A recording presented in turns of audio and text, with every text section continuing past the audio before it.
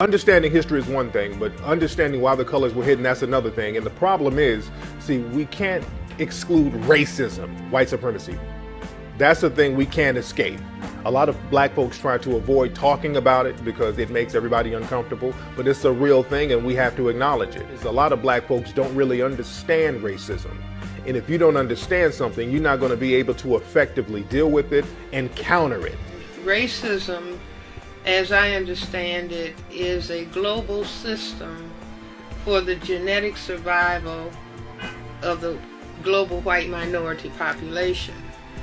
We usually don't think of whites as being a minority, but they're a tiny minority, fewer than 1/10 of the people on the planet, and they are genetic recessive, meaning that if a black person and a white person mix, the president, Barack Obama, you get a colored person. So if you want to maintain an oppressive process on a group of people, you certainly don't inform them of the depths and details of their history.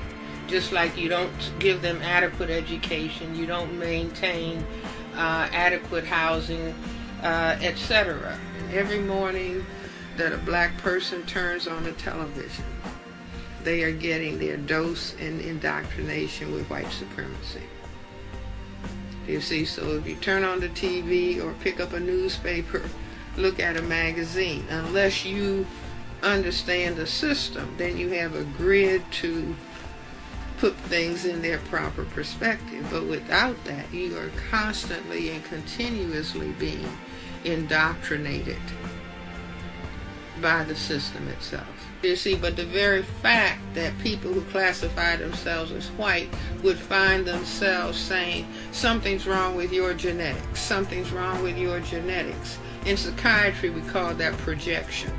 In other words, if I have to keep focusing on your genetics, I must have some doubt about my genetics, and we have the basis for that, meaning, you know, the ability to produce melanin pigment or skin color is a genetically dominant trait.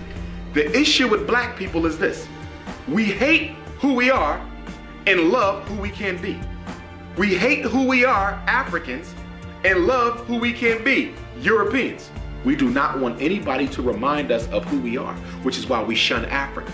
We are trying to get out of who we are, and we think that if we act white enough and marry white enough and dye our hair white enough, then maybe white folks will start treating us like white folks. You are an African. White people have never forgotten it, no matter how much you try to, and you will always be treated like an African. It doesn't matter how many doctorates you got, it doesn't matter how light you are, it doesn't matter if your wife is white, you can ask Tiger Woods about that, you will still be treated like a black person. And even today, if they don't sanction what you do and authenticate it, then it is considered non-valid. And that's unfortunate because that's not true, and we can't allow that to be true. And it was the same as with my work and a lot of other people out here. If you have not attended their school and learned their method, whatever they say it is, they have no respect for independent study. When they used to be proud of in America, the self-made man, the self-made woman, that used to be it until it got out of hand and we started creating so many things, you know. William Shockley, who I debated about black genetic inferiority, he was a Nobel Prize laureate. He was one of the inventors of the transistors, a professor at Stanford University. Now, he could teach and talk about black genetic inferiority as long as he wanted, but a black person cannot talk about why racism exists and continue to teach at a university level. George Wallace found out. He said that's Governor George Wallace. Yes. He said when he first went into politics in the South, in Alabama, he thought that poor whites, if they would join with blacks, they would have a great deal of political power.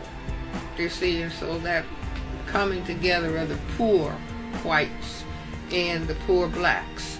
And he said he soon realized that whites did not care if they didn't have roads, if they didn't have hospitals, if they didn't have schools.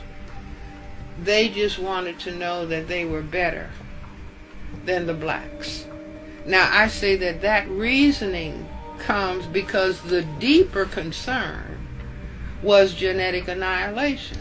You see, in other words, if the poor blacks and poor whites came together and they were working together and functioning together, and then they would pretty soon intermix sexually together, then the end result would be white genetic annihilation.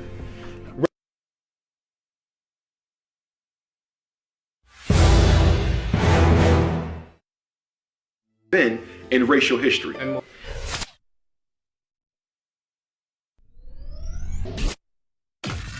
According to Dr. Ben, the original name of Africa was Alkebulan. Africa, the whole continent, was also called Ethiopia. As a matter of fact, the Atlantic Ocean was called the Ethiopian Sea. So there were several different names. Africa was really described by different tribes. It wasn't a whole monolithic society, but eventually they named Africa after a European.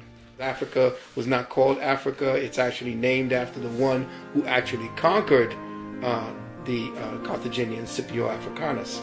So they usually, the Roman types of system is that the conquering general gets to name the region he conquered. He gets his name to be placed on that region. So Scipio Africanus is they named a certain terrain after him. So everybody just said, well, let's call it Africa or Africanus. But if you look to Dr. Ben's work, you find that it was called Kush, and you find it was called Alkebulan. It had many names: Ethiopia, which is essentially Greek, but a whole continent was once known as Ethiopia. At the early pictures of most of the deities of Asia, nearly all of them bore striking resemblance to the deities of the Nile Valley civilizations. And even in their writings, you will see that even in Asia, not just Greece and Rome, but even in Asia, you see them paying tribute to the spiritual systems and history that they had learned in Africa. In fact, the Asian spiritual system is probably the closest approximate to the traditional African spiritual system. From the one, you get many, with the creator being manifested in all living organisms, be it a tree or a human being. That is fundamental to Asian thought, but it's also fundamental to African thought, which predated Asia. It's just been awful how they've did us in religion.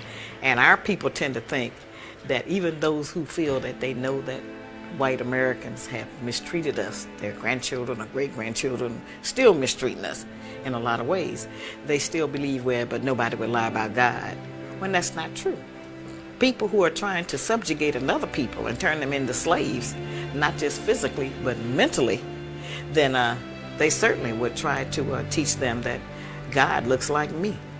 A lot of people say it doesn't matter what Jesus looked like, it doesn't matter what God looked like or other deity. But the thing is, if it did not matter what Jesus looked like, why don't they show what the original paintings and pictures of Jesus look like? Why don't they show what the original paintings and pictures of the disciples look like? Because that's very important to know if it doesn't matter.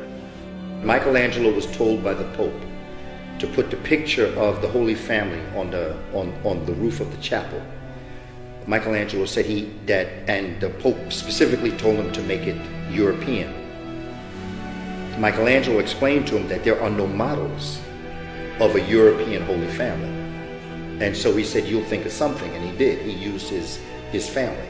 We thought the only guy we had was the one that white people gave us, which was Jesus, okay? And he looked like them. And when we saw them, psychologically, we would transfer that was deity. If it really was unimportant what he looked like, then why didn't he look like some of the majority of the people on earth? Why would he look like the people who are the minority race on the entire earth? We're not the minority. People always ask me, why do the black church not get rid of the white Jesus and put a blue black Jesus in place with a nappy head? Because black people would stop going. Not only did they hide the color of religious figures throughout Europe, they would hide the colors of other very important people, especially royalty in Europe. A lot of old paintings in Europe, they clearly show African-looking deities. They show the Black Madonna and Child. This is all throughout Europe. They show black pictures of Jesus. They show African-looking disciples all over Europe.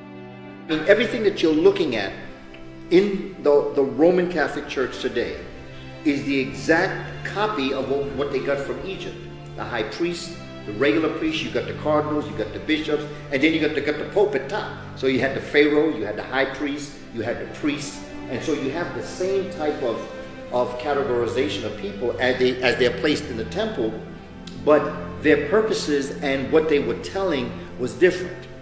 When racism rose, because racism was a system, and prior to the system of racism evolving as a necessary instrument for the maintenance and protection of the European genotype, Europeans, for many intents and purposes, I would say just about worshiped African people. First 3 popes were black. You had one named Saint Victor, you had one named Saint Gelasius, you had one pope named Saint Matthiades. There was another brother named Saint Benedict, who was a patron saint in Europe, well known throughout Italy. Militatus was a black pope. Militatus was the pope during the Council of Nicaea. And we've had these brothers who were worshipped throughout Europe and Italy, and we don't talk about it in America, but they're well known in Europe. You have one brother, Saint Maurice, who's a well-known martyr and a religious figure throughout Europe, and you see his statues all over the place. Many of those who early on helped to formulate what is modern-day Christianity in Greece and Rome were also African. When you look at Christianity, you're dealing with the Amen priesthood that's coming directly out of ancient Kemet. You're dealing with the rites and rituals of Osiris, the passions of Osiris, the idea of the resurrection of the dead and his son coming forward, Herun, as his living testament to his life. Aset, who the Greeks call Isis, is the essence of who Mary is. Nebetet, who is her sister, is who Mary Magdalene is. So that when you look at Christianity, I mean, even when you look at the word Chris or Charast, you're dealing with Chares. Cha means spirit and res means to rise. The Romans learned the Passion of Osiris through the Greek. And the Greeks learned it through the Kemites or the Africans from Egypt. So that it was just a retelling of the same story, superimposing things that they thought they knew. And that becomes what we today call Christianity. The falsehood of Christianity has taken a toll on black relationships, because really when women are taught, or women and men, but when you're taught as a female that God and Jesus is white, you're going to look at whites as somewhat of a savior figure, and you're going to look at the men in your life a little differently.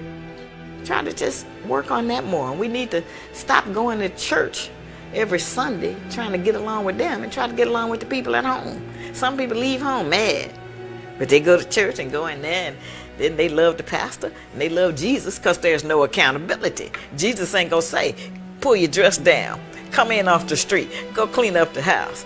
You know, Jesus ain't gonna tell them that. And if he do, they ain't gonna listen to There was also a map called the Waldseemüller map, and this map was considered the first map to have the name America in it. This map was sold to the Library of Congress for like $10 million. When they found the Waldseemüller map, Waldseemüller said that they basically made the map out of things that were comprised, or maps that were comprised and left over by the Egyptians. A lot of people don't know that the state of California was named after a mythological black queen called Queen Khalifa. Now, the original California Indians, if you see them, the California Indians clearly look black. The Ohlone Indians, if you see paintings of the Ohlone Indians out of California, you couldn't tell them from an African tribe. If you look at the original paintings of the Mojave Indians, you couldn't tell them from an African tribe. These were clearly dark-looking people who had some type of African bloodline. Because whoever built Washington, D.C. had to have been a master astronomer. Because Washington, D.C., as our brother Tony Browder has shown us, is laid out according to the heavens. But not only did he know astrology, but he had a photographic memory. And he studied the plans of the previous architect and knew where everything was in his head, and finished Washington, D.C. from his head. Benjamin Banneker also was the first one to really bring the clock, as we know it today, to its highest form. The clock that we use, which is a watch, okay? Now, a lot of folk not going to admit this, but what is that big clock called in London? It's called Big Ben. It's named after Benjamin Banneker. But nobody wants to admit this. During slavery, there was something called the Seminole Wars. There were many slave rebellions in this country that a lot of people don't talk about. in the 1800s, there were really a lot of slave rebellions, and people were very nervous about what was going on, what had gone on in Haiti, because Haiti had made themselves independent by having a big slave uprising. There was the Nat Turner Rebellion in the early 1800s. People were still shook about that. You had the Denmark Vesey. He was going to have a slave rebellion in South Carolina. That got foiled, but they had up to 9,000 people ready to put in work. So a lot of people were very nervous about slave rebellions in this country. The Seminole War, it was a war of Native American and black people mixed together, calling themselves Seminoles, because there's no such thing as a Seminole Indian. A Seminole Indian, it's a made-up term. A Seminole basically means runaway by definition. A lot of black people were fighting for their freedom. The image of black people just sitting around waiting on people to free them, that's an image to keep us submissive. It was also not economically feasible because of the rebellions that were going on. See, we're not talking about just slavery. We think there was slavery and there was a couple of rebellions like Nat Turner, who, by the way, my wife is a descendant of Nat Turner.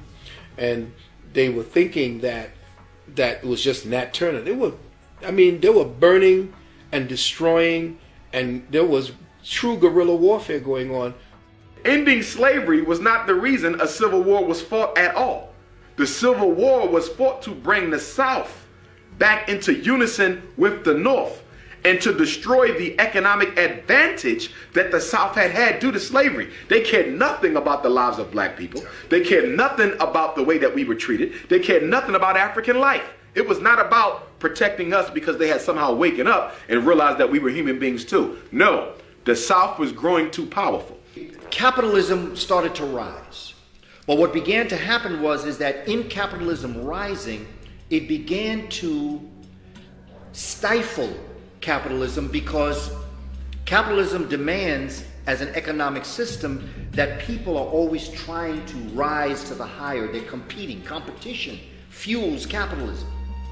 But if you could buy an African for $300 and then pay somebody for 20 years $300 a year, which would you do? You'd buy someone one time for $300.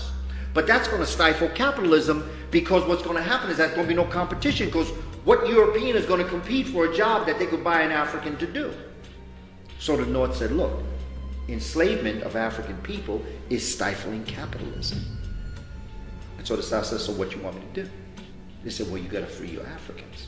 They free my Africans. Well, how am I going to get my money? North said, don't worry about it. We'll take care of it. They said, we don't trust you.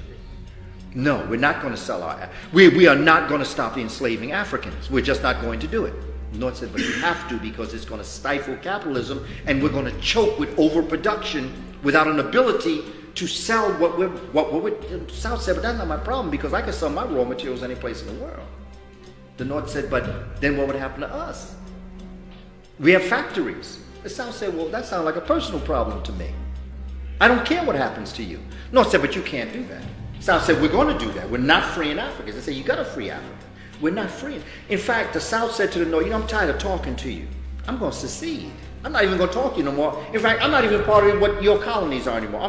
North said, you can't do that. South said, watch. That started the Civil War.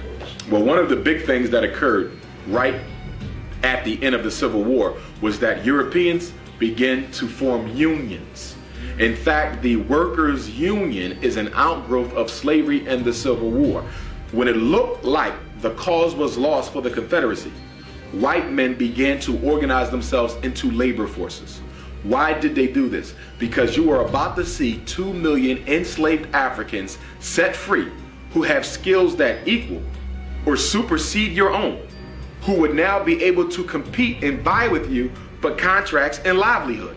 That was a significant area of concern for white men. Okay, so if I was a European who was looking for work, couldn't find any because it had already been hired up to the slaves of a certain master. So when the Civil War came about and when slavery was about to end, that intensified.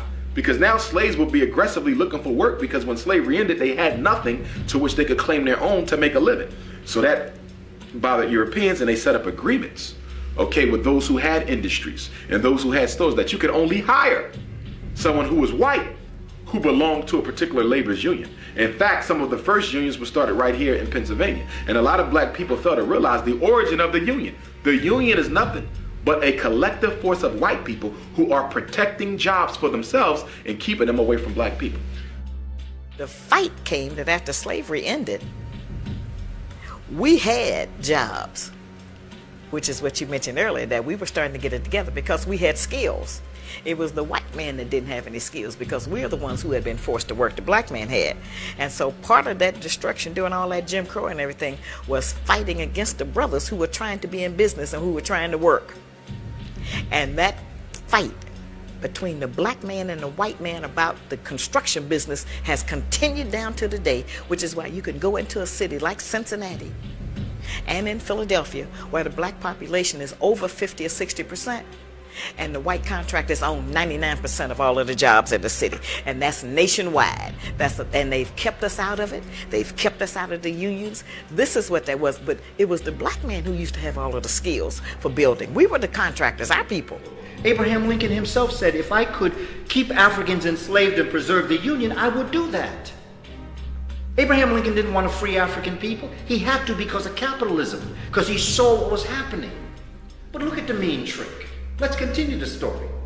Now you have Africans that are free, who are part and parcel of America, who deserve not just a break, but they need a little bit more because they built America and made America what it was. So between 1865 and 1877, we have what's called the Reconstruction period, where black folk were going out, going to school, graduating, becoming doctors, lawyers. They were speaking Greek, Latin, better than people who taught Greek and Latin.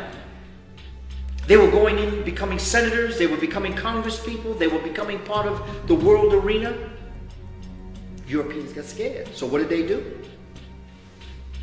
They started an organization that would attack black folk. It was called the Tea Party. No, not the Tea Party. It was called the Ku Klux Klan. I'm sorry. I'm jumping up in history here. They're going to start to pass laws where segregation is going to exist, because they don't want Africans to be able to take the jobs that are going to be fueled by capitalism. So what do? They said, bring me your weak, your poor, your homeless. Bring me your sick, your ignorant. And that's when the immigration came. And that's who got the jobs that was supposed to go to black folk. A lot of people don't know the original design for the Statue of Liberty was a black female. As a matter of fact, in a museum in New York, you can see the original design of the Statue of Liberty, which is a black woman. When the French artist created the Statue of Liberty, it was supposed to represent the end of slavery. On the original model, there were chains on the hands and feet, as we know. When the statue got to America, they wanted to erase any references to slavery from the statue, but the artist really fought to keep the chains on there because this is your art. You don't want people tampering with your art. And if you look, the chain is still on the foot of the Statue of Liberty to this day. Well, the story was that it was a gift of the French to the slaves, and that the original statue had the picture of a black woman, the original model for it, and it had a distinctly African face. But it was Europeanized because the people in the United States did not want to have a black face sitting up there in their harbor, so they carved it out. In France, they had to go back to the drawing board and remodel the face after the what they call the patron saint of Manifest Destiny. So the patron saint of Manifest Destiny, that's her face on the what do you call the Statue of Liberty, which was transposed from the African face. In fact, you see the patron saint of Manifest Destiny in the symbol for Columbia Pictures at the beginning of the movies. That's the patron saint of Manifest Destiny. Post-slavery Africans were consolidated. They were more together than ever. Segregation gave them the necessity, or created the necessity for them to maintain a type of cohesion with each other, no matter if it was infighting. They still had their self-interest and the collective interest. So we didn't know who the enemy was back there. Today, after integration, we don't know who the enemy is anymore. They've changed the history because we seem to be able to do things that other nationalities can't do, and we make it seem easy. We make it seem pretty, and we are arrogant about it, and we have fun with it, and It's just a great thing, and they don't want that. They want us to play the game the way that they have set it up to play. It's necessary to destroy a man's mind in order to maintain control of him. If a man knows who he is and continues that into his legacies, to his children, then you have problems controlling that man. Racism definitely took a toll on black male-female relationships, especially in the 1960s, because in the 1960s, black men and black women, they were doing what they were supposed to have done for a long time, which was fight together against white supremacy, against racism. And they were doing this with the civil rights movement.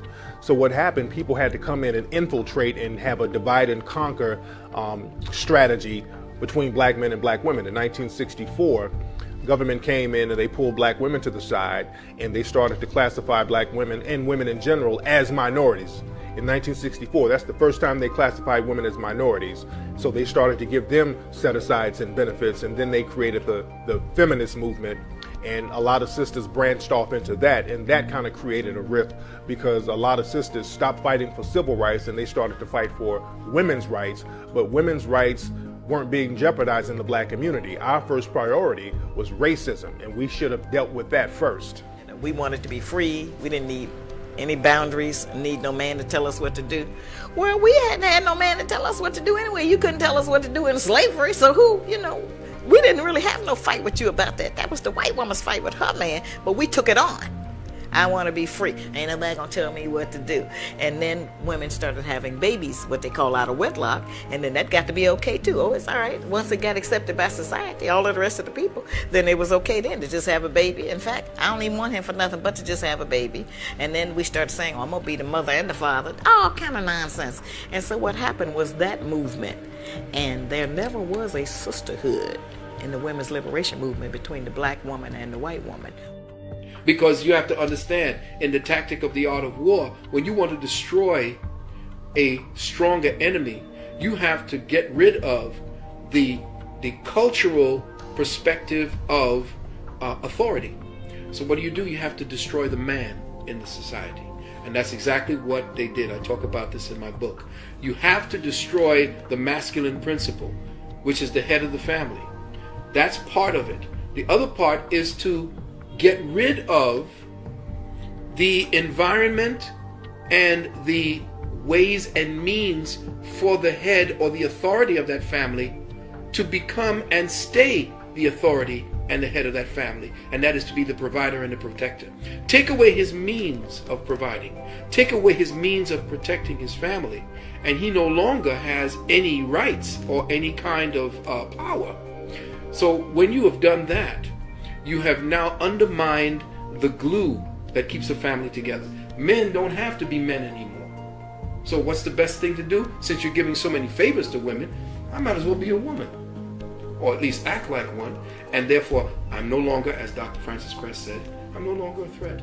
If whites are involved in their genetic survival and they are threatened by black male masculinity, then it will occur, I have to reduce his masculinity. Yeah, we just recently had the president at Morehouse have to say the male students cannot wear high heel shoes and dresses and carry purses. So something is happening, again, within the total context of a system of racism, white supremacy. Neely Fuller, who wrote the textbook for victims of racism a number of years ago, in the late mid-70s, he used to say in the system, because he was the first person to talk about racism as a system, and he said that as the system of racism, white supremacy moves on, the system is going to have black men wearing dresses. Now, to hear that in the 70s, people said, oh, this is way out. I mean, I'm a conspiracy theorist to a degree. Like, when I connect dots that maybe shouldn't be connected, I don't know. But certain dots, like when I see that they put every black man in the movies in a dress at some point in their career, I'll be connecting them down like, wow, these brothers got to wear a dress. This happened to me. I'm doing a movie with Martin. Yeah. The movie's going good. So I walk in the trailer. I'm like, man, this must be the wrong trailer because there's a dress in here. They come in. It's the writer comes in. I think he's the writer. He's like, Dave, listen, we got this hilarious scene where Martin's sneaking out of jail. So he disguises you as a prostitute. And he put this dress on. And, what? A prostitute? No, I'm not doing that. I don't feel comfortable with that. That should have been in the discussion. What? You don't feel comfortable with it? I mean, it's a hilarious bit. All the greats have done it. So, well, if all the greats have done it, it's kind of hacky, right? You're right. So why don't we just not do it? Because I don't feel comfortable wearing a dress. Oh, come on, Dave. Listen, we got it all set up. We're supposed to shoot. Every minute you waste costs this much money. You know, the pressure comes in. He said, I'm not wearing no dress, man. I'm funnier than a dress. Just give me something funny to say. I don't need to wear no dress to be funny. What am I, Milton Berle? You know, we're going like this. And then finally he's like, and he leaves. And then, like, the director comes, Dave, it really would be great if you wear the dress. What is wrong? What is this, Brokeback Mountain in here? So then,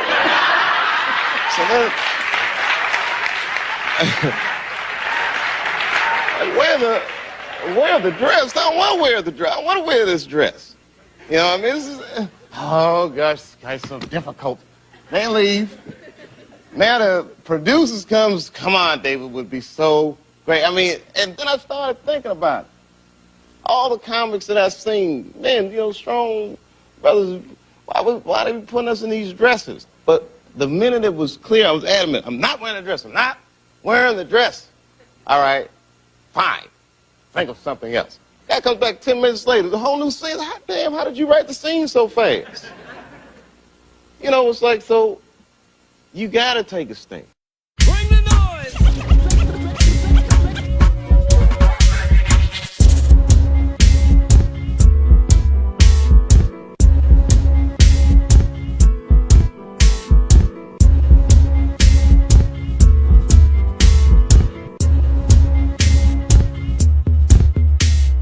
Farrakhan's a prophet and I think you wanna listen to. Farrakhan's a prophet and I think you wanna listen to. Farrakhan's a prophet and I think you wanna listen to.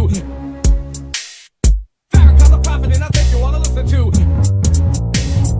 Farrakhan's a prophet and I think you wanna listen to. What he can say to you, what you ought to do is Farrakhan's a prophet and I think you wanna listen to. What he can say to you, what you ought to do is Farrakhan's a prophet and I think you wanna listen to. What he can say to you, what you ought to do is follow for now. Now what the people say, make a miracle, deep, lyrical, black is back, all in, we're gonna win, check it out. Yeah.